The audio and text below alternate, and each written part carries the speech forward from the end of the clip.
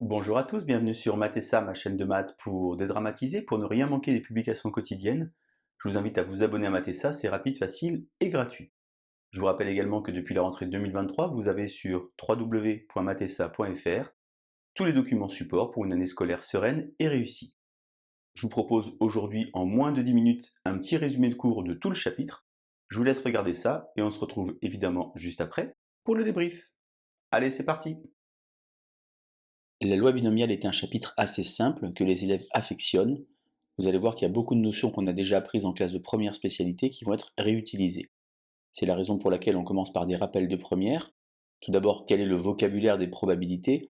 Vous devez être inattaquable sur le vocabulaire, savoir ce qu'est un événement, son contraire, connaître par exemple la formule de Poincaré. On doit parfaitement maîtriser le vocabulaire des probabilités, appris dès la classe de seconde, ainsi que les calculs de base. On a ensuite une notion très importante que vous connaissez, en tout cas j'espère, qui s'appelle l'arbre pondéré. Je vous en insère évidemment sur l'image. Le vocabulaire est le suivant. On a donc un nœud, on a une branche ou on a un chemin. Je vous rappelle que la somme des probabilités qui partent du même nœud vaut toujours 1. Et lorsqu'on avance sur un chemin, on multiplie les probabilités. C'est ce qu'on appelle le principe multiplicatif. Ensuite, il y a ce qu'on appelle une loi de probabilité. C'est représenté par un tableau. Dans ce tableau, on note toutes les probabilités pour les issues élémentaires.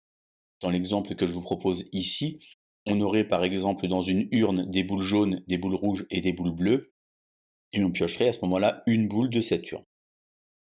On a également, et c'est très important, appris en classe de première spécialité, la succession d'épreuves indépendantes. Vous avez ici un petit arbre qui représente cette situation, une première épreuve, puis une deuxième épreuve. Les deux épreuves ne sont pas nécessairement les mêmes. Cependant, dans le chapitre sur la loi binomiale, on va avoir une répétition d'épreuves indépendantes et identiques. On s'intéresse donc maintenant au contenu de la classe de terminale spécialité, avec une nouvelle notion qui s'appelle le schéma de Bernoulli. Attention, car chez les Bernoulli, on était mathématicien de père en fils. Vous avez ici une photo de Jacob Bernoulli, qui a vécu au XVIIe siècle. Alors qu'est-ce que c'est qu'une épreuve de Bernoulli pour commencer? Eh bien c'est une épreuve à deux issues contraires notées succès et échec, petit p étant la probabilité du succès et 1 moins p étant la probabilité de l'échec. Vous avez donc ici un arbre, soit je gagne, soit je perds.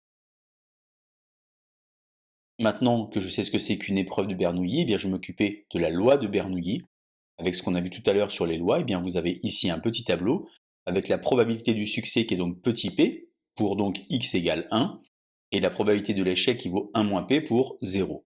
Vous avez donc compris que l'échec était représenté par 0 et le succès par 1. Vous remarquez évidemment que la somme des probabilités élémentaires vaut toujours 1. Maintenant qu'on sait ce que c'est qu'une épreuve de Bernoulli et qu'on sait ce que c'est la loi de Bernoulli, eh bien on va s'intéresser au schéma de Bernoulli. Alors le schéma de Bernoulli, c'est lorsqu'on répète de manière indépendante la même épreuve de Bernoulli, et on va donc le faire n fois. Ce qui induit donc la construction d'un arbre assez important. Vous verrez au cours du chapitre que vous allez très souvent construire des arbres. Bien entendu, pour pouvoir parler de schéma de Bernoulli, il faut savoir de quoi on parle, c'est-à-dire de variables aléatoires. Il s'agit ici d'une notion apprise en classe de première spécialité, avec une définition qui est assez souvent peu connue des élèves. Une variable aléatoire réelle est une application, notée grand X, qui va de oméga dans grand R. Ainsi, à chaque issue élémentaire notée petit oméga, X fait correspondre un unique réel.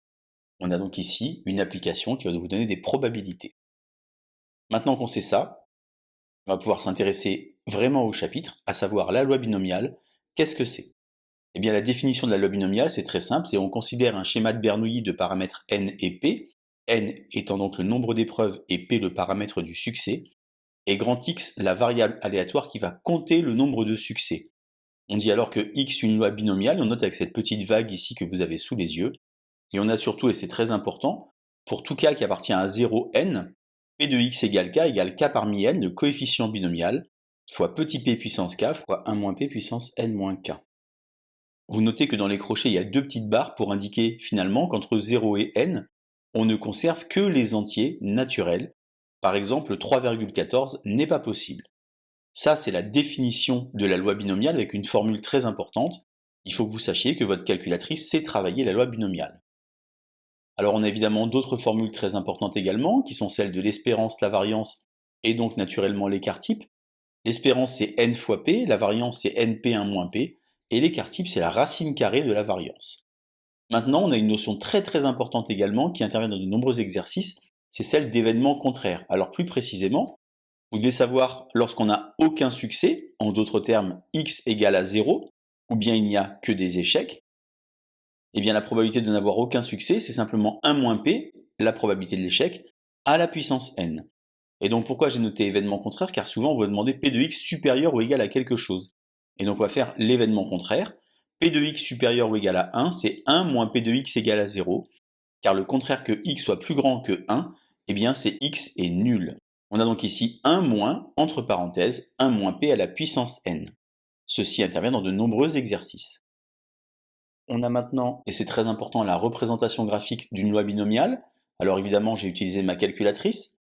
Tout d'abord, ici, les probabilités classiques, avec cette forme en courbe de Gauss que vous connaissez peut-être. Et ici, les probabilités cumulées. Il faut que vous sachiez que votre calculatrice sait travailler la loi binomiale, avec ici une première notion très importante, binôme FDP, qui ne veut évidemment pas dire ce à quoi vous pensez, avec un raccourci qui est seconde distrib alpha A.